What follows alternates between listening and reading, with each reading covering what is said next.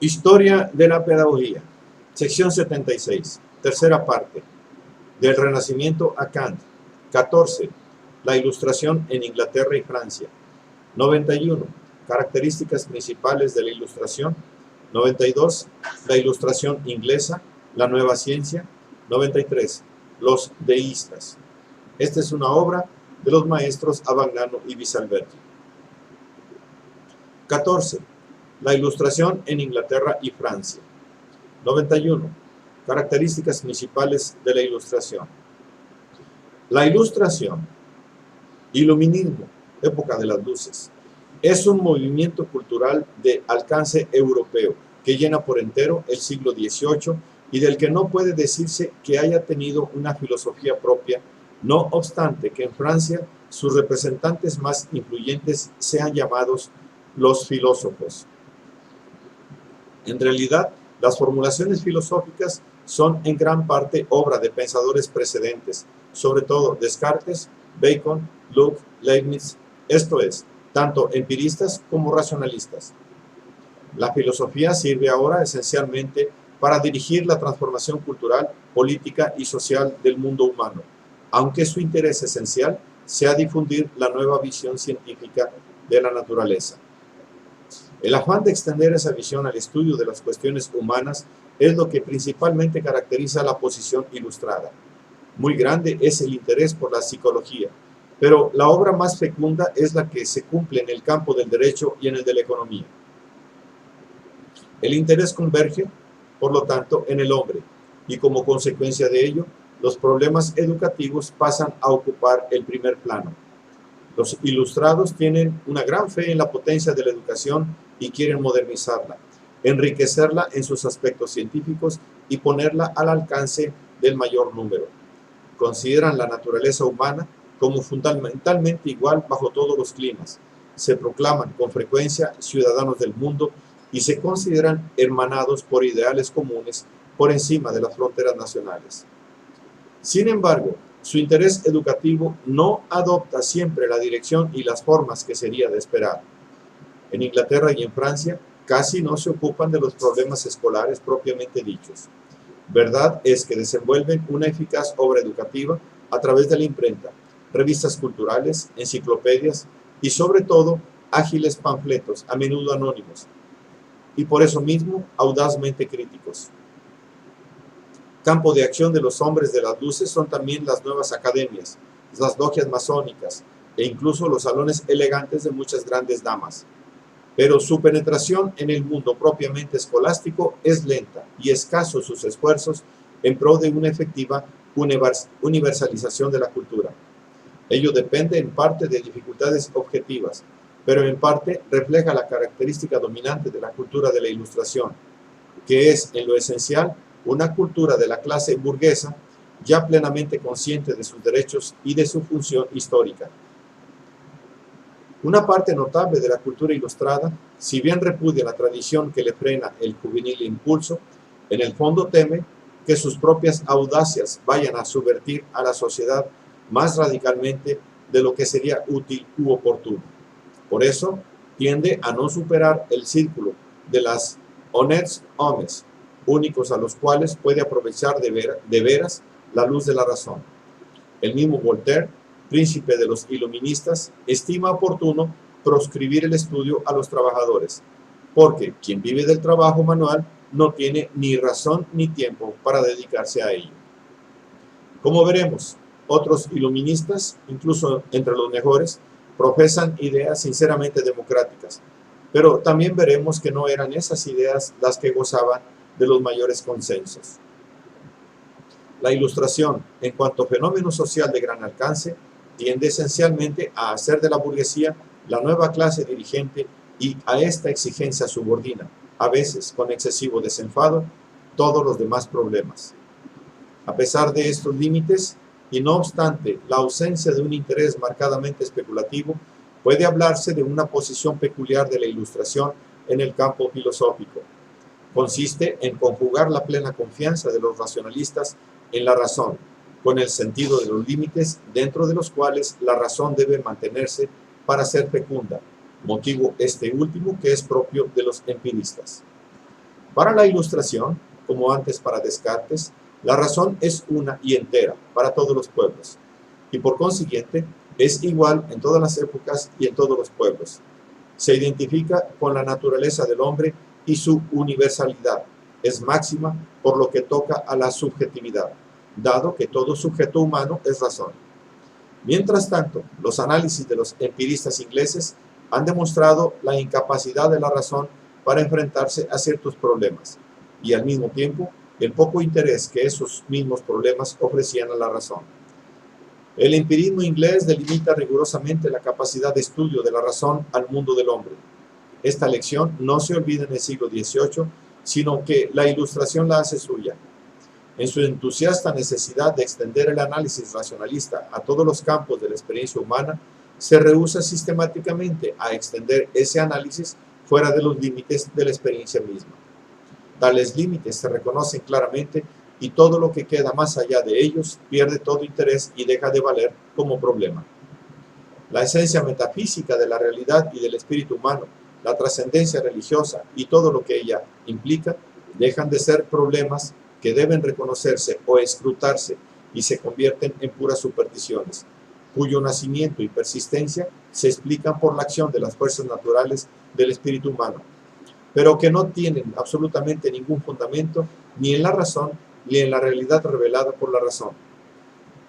De tal forma, la Ilustración reviste dos características fundamentales: la autolimitación rigurosa de la razón dentro de los límites de la experiencia humana, la ilimitada posibilidad de la razón para abordar cualquier aspecto o campo situado dentro de esos límites.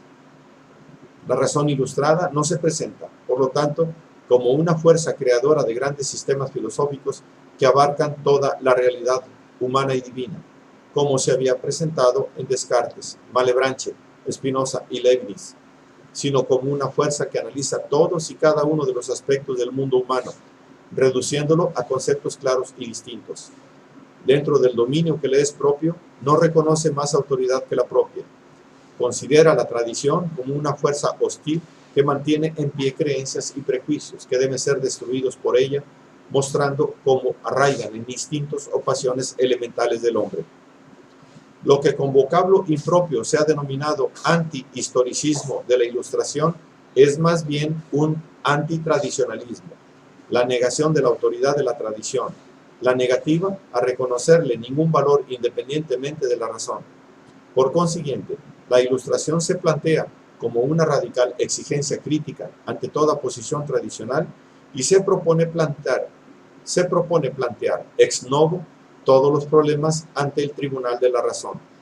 En este sentido, puede decirse que la Ilustración encontró su expresión máxima en la obra de Kant. 92. La Ilustración inglesa, la nueva ciencia. Indudablemente, la Ilustración tuvo en Francia las manifestaciones que más contribuyeron a difundirla en Europa, y encontró en la enciclopedia su órgano principal. Pero el origen de todas las doctrinas que el enciclopedismo francés aceptó y difundió debe buscarse en la filosofía inglesa a partir de Bacon y Locke. Los análisis de Locke, Berkeley y Hume, así como los de un numeroso grupo de pensadores secundarios, suministraron a la Ilustración todo su patrimonio entero de doctrinas filosóficas a las que la enciclopedia dio la máxima difusión. La doctrina física de la Ilustración es sustancialmente la de Newton. Isaac Newton, 1642-1727, en sus Principios Matemáticos de la Filosofía Natural, 1687, había formulado un sistema puramente mecánico del mundo celeste y terrenal. Su exposición no es sintética y deductiva, sino analítica e inductiva. Newton sigue las corrientes de Galileo, no la de Descartes. Lo que se propone no es partir de principios generales para llegar a hechos de los que aquellos son las manifestaciones o la confirmación. Se niega incluso a partir de hipótesis sobre la esencia de las cosas. A hipótesis non fingo, sino que parte del conocimiento de los hechos individuales, entregados por la experiencia, para llegar gradualmente a las causas primeras y a los elementos últimos de los hechos mismos. Incluso la teoría de la gravitación universal que le permitió expresar con una ley única hechos considerados hasta entonces como diversos, la caída de los cuerpos, los movimientos celestes, las mareas, no es para él un punto de llegada ni la base de una doctrina metafísica sobre la realidad, sino la sistematización matemática de ciertos datos de la experiencia. No se propone otra cosa que describir mediante una fórmula matemática los efectos de la gravitación y se rehúsa a imaginar ninguna explicación de ella. Esta antítesis entre descripción y explicación de la naturaleza caracterizará a la Ilustración, que con Newton se rehúsa a construir teorías metafísicas acerca del mundo natural y se encierra rigurosamente dentro de los límites de una descripción empírico-matemática de los hechos naturales. La obra que Newton realizó en el campo de la física la realizó Roberto Boyle, 1627-1691, en el dominio de la química, transformando definitivamente la alquimia medieval en una ciencia positiva de observación. Boyle liberó de supuestos metafísicos el estudio de las transformaciones químicas de los cuerpos, considerando a estas como un producto de fuerzas puramente mecánicas. Los cuerpos están constituidos por una materia universal única, compuesta de átomos y dotada de magnitud, forma y movimiento, cualidades primarias. Las cualidades primarias explican la transformación de los cuerpos y son el origen mismo de las cualidades secundarias, color, olor, sabor, etc., que no subsisten fuera de los órganos de los sentidos. El rumbo positivo que Newton y Boyle imprimen a la investigación científica no tiende a destruir y limitar la verdad de la religión, sino que por el contrario refuerza y confirma la llamada religión natural. El mismo Boyle fundó una institución para defender las verdades fundamentales del cristianismo, la existencia de Dios y la inmortalidad del alma. En Inglaterra, la difusión de las nuevas tendencias científicas coincide con la difusión de los debates acerca de los principios naturales de la religión. 93. Los deístas. Como hemos visto, ya en la Utopía de Tomás Moro se encuentra el concepto de una religión natural. Pero el iniciador de las disputas a propósito del llamado deísmo es Eduardo Herbert de Cherbury, 1581-1648. En su obra fundamental, De Veritate, 1624, Herbert defiende la autonomía y validez de la religión racional, por una parte, contra la revelación, y por la otra, contra el escepticismo. El hombre posee un instinto natural que lo lleva infaliblemente a distinguir el bien del mal. Este instinto es el fundamento de las nociones comunes idénticas en todos los hombres y respecto de las cuales, por eso mismo, todos están de acuerdo. En esta concepción moral de la humanidad, radicada en un instinto natural e infalible, se anidan los principios de la religión. La existencia de un ser supremo que debe ser adorado, el castigo del vicio y el del delito, el premio y el castigo una vez llegada la muerte. Según los platónicos de Cambridge, el más distinguido de los cuales fue Rodolfo Woodward, 1617-1688, la vida moral y religiosa tiene como fundamento el conocimiento de valores o esencias inmutables, que la religión nos revela. Incluso Dios no tiene potestad sobre esos valores o esencias, porque no puede hacer que el bien sea mal y viceversa. El platonismo de Woodward conserva el interés fundamentalmente religioso que había tenido en el Renacimiento italiano. La polémica contra la tradición religiosa se vuelve violenta por obra de los deístas. Juan Toland, 1670-1722, expresa ya en el título de su obra fundamental, Cristianismo no misterioso, 1697, su voluntad de eliminar de la religión todo elemento que no sea estrictamente racional. La religión debe apoyarse exclusivamente en la razón.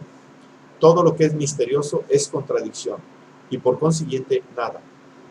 El hombre, ser racional, traiciona su propia naturaleza si reniega de la razón, aceptando creencias que la razón no puede justificar. En la religión, todo debe ser claro y demostrable, como en la geometría. El mismo tajante rechazo de todo elemento misterioso o milagroso de la religión se encuentra en las obras de los otros deístas o librepensadores. Antonio Collins, 1676-1729, y Mateo Tyndall, 1656-1733, que fueron amigos de Locke. Defendieron la libertad de pensamiento en la convicción de que solo con la razón puede el hombre alcanzar la verdad. Este racionalismo extremado dejaba subsistir muy poco de las tradicionales verdades religiosas. En realidad, la religión de los deístas o librepensadores no es en modo alguno una religión, sino una pura crítica religiosa. Sin embargo, el concepto de religión adquiere una mayor positividad en la obra de Samuel Clarke, 1675-1729, autor de una demostración del ser y de los atributos de Dios, 1705. Según Clarke, la esencia de Dios es el bien, y su potencia es una potencia difusora del bien. La vida religiosa se identifica con el reconocimiento del orden moral del mundo, y este orden moral se conoce como estrictamente racional.